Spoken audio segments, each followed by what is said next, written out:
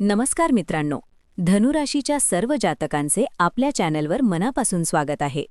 आजच्या या व्हिडिओमध्ये आपण धनुराशीच्या जातकांसाठी येणाऱ्या संपूर्ण वर्षाचा सविस्तर आढावा घेणार आहोत.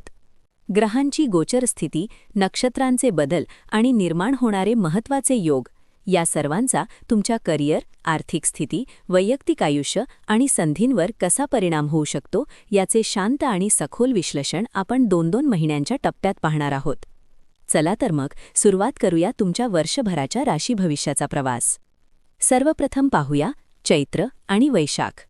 चैत्र महिन्यापासून वर्षाची सुरुवात धनुराशीसाठी सकारात्मक संकेत घेऊन येत आहे.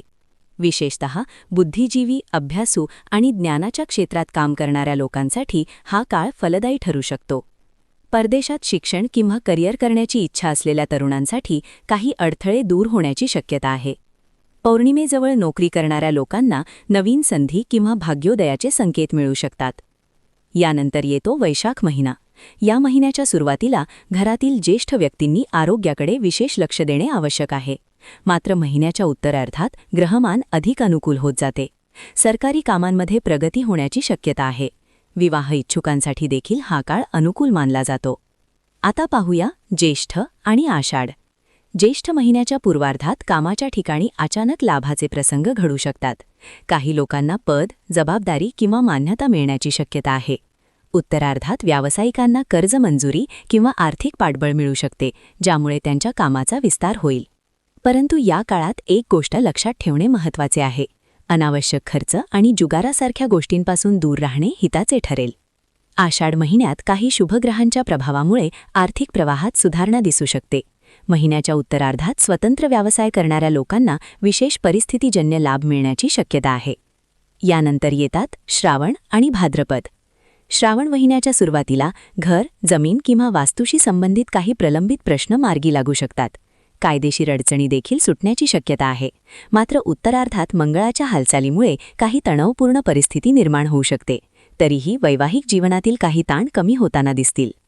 भाद्रपद महिन्यात ग्रहांची गती थोडी मंद असली तरी बुद्धीच्या जोरावर काम करणाऱ्या लोकांना चांगले यश मिळू शकते.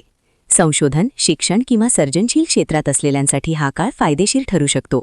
महिन्याच्या उत्तरार्धात तरुणांना नवीन नोकरीच्या संधी मिळू शकतात. थकबाकी वसुलीसाठी देखील हा काळ अनुकूल आहे. आता पाहूया अश्विन आणि कार्तिक. अश्विन महिन्यातील पौर्णिमेच्या आसपास ग्रहमान तरुणांच्या स्वप्नांना नवीन उभारी देऊ शकते. परदेश गमनाशी संबंधित अडथळे दूर होण्याची शक्यता आहे. महिन्याच्या उत्तरार्धात गुरूच्या अनुकूल भ्रमणामुळे एखादे मोठे यश किंवा प्रतिष्ठेची संधी मिळू शकते. कार्तिक महिन्यात गुरु आणि मंगळ यांचा सहयोग तुमची आत्मप्रतिष्ठा वाढवू शकतो. व्यावसायिकांना नवीन करार किंवा प्रकल्प मिळू शकतात. मात्र या काळात प्रवास करताना थोडी सावधगिरी बाळगणे आवश्यक आहे. यानंतर येतात मार्गशीर्ष आणि पौष. मार्गशीर्ष महिना नोकरदार वर्गासाठी प्रगतीचा ठरू शकतो. तुमच्या कामाची दखल घेतली जाईल आणि पदोन्नतीसाठी मार्ग खुला होण्याची शक्यता आहे. पौर्णिमेजवळ घरात आनंददायी बातमी येण्याची शक्यता आहे. पौष महिन्यात थोडा चैनीच्या वस्तूंवर खर्च वाढू शकतो. घरातील तरुणांच्या आयुष्यात प्रगतीचे संकेत दिसतील. महिन्याच्या उत्तरार्धात व्यावसायिकांच्या काही सरकारी कामे पूर्ण होण्याची शक्यता आहे. मात्र ग्रहण काळात मौल्यवान वस्तूंची काळजी घेणे योग्य ठरेल. आणि शेवटी माघ आणि फाल्गुन.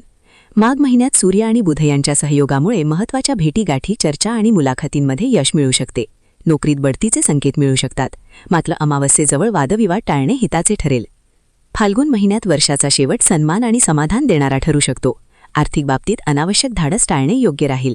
मात्र महिन्याच्या उत्तरार्धात तुमचे व्यावसायिक उपक्रम यशस्वी होण्याची शक्यता आहे. काही लोकांना मुलाखतीतून नवीन नोकरीची संधी मिळू शकते. एकूण पाहता धनुराशीसाठी येणारे हे वर्ष परिश्रमाला योग्य फळ देणारे ठरू शकते. आत्मविश्वास टिकावून ठेवला आणि योग्य निर्णय घेतले तर अनेक क्षेत्रात प्रगतीची दारे खुली होऊ शकतात. तुम्हाला हा व्हिडिओ कसा वाटला ते आम्हाला कमेंटमध्ये नक्की कळवा. आणि अशाच सखोल, शांत आणि माहितीपूर्ण ज्योतिष विश्लेषणासाठी आपल्या चॅनलला लाईक आणि सबस्क्राईब करायला विसरू नका. पुन्हा भेटूया एका नवीन राशी भविष्याच्या व्हिडिओमध्ये. धन्यवाद.